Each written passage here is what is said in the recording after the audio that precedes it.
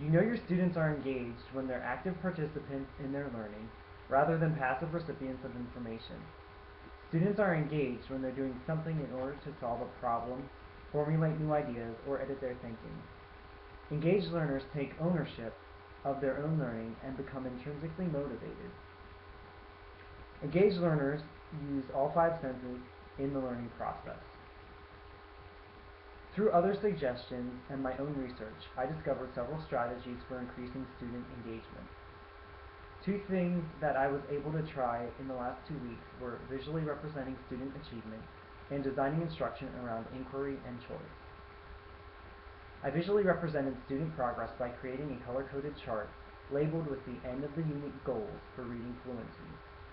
I began the unit by placing students' names on the chart to show where they'd be based on their previous fluency assessment. My students and I had a discussion about how much each one of them had to increase their reading rate in order to maintain their place on the chart or to move up. Students who improved and moved up on the chart at the end of their week took great pleasure in moving their names. Visually representing their progress helped my students to set a goal, and it made them more reflective of their own learning. Another of my strategies was to incorporate inquiry and choice into my lessons. I did this with a small reading group and in this group we were reading a nonfiction text on ants. At the beginning of the unit, I asked each student to write down 3 questions they had about ants, and they wrote each of their questions on a separate index card. Then I had them sort their questions according to theme. For example, we made a pile of questions about the queen ant, and then a pile of questions about the life cycle of an ant, etc. As we read each day, the students had to choose a question and respond to it in writing. Throughout the unit, they made comments like, "I like Jacob's question because it's something that I wouldn't have thought of on my own," or, "Maria and I have the same question. Can we read together to find out the answer?" It was evident that the strategy of incorporating inquiry and student choice increased my students' engagement. There are several strategies that I'd like to explore in the future. One thing that I'd like to try is using brain breaks.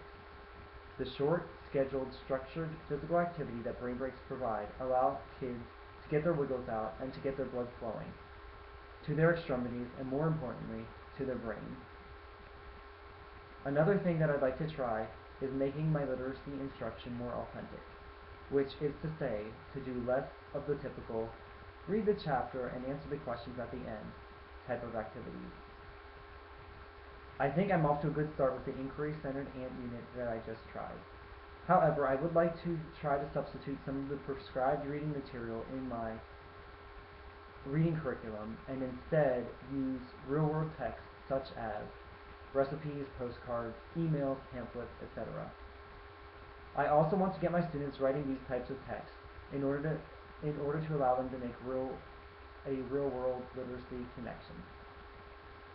According to Victoria Purcell Gates, when children are engaged in reading and writing real-life texts for real-life reasons, they are always highly motivated and engaged. In closing, I got a lot out of this course, and I hope that some of the ideas and resources that I shared were helpful to you. I hope everybody has a great holiday, and take care.